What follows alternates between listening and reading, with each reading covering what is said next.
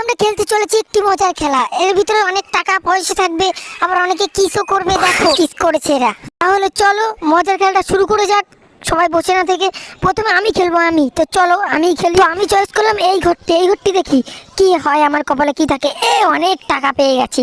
Yes বন্ধুরা, অনেক টাকা পেয়ে গেছি। দেখো গাইস, আমি কত টাকা পেয়ে গেছি। বা সবাই হাততালি দাও। এবার কে খেলবে? এবার দেখি তো। এবার এর পরের খেলাটা কে খেলে? এর পরের খেলা খেলবো আমি। আমি চয়েস করব এইটা। দেখি আমার কপালে কি আছে। ও, আমিও টাকা পেয়ে গেছি। ইয়েস, আমি টাকা পেয়ে গেছি। আমিও ভাবতে পারিনি যে আমিও এত টাকা পাবো।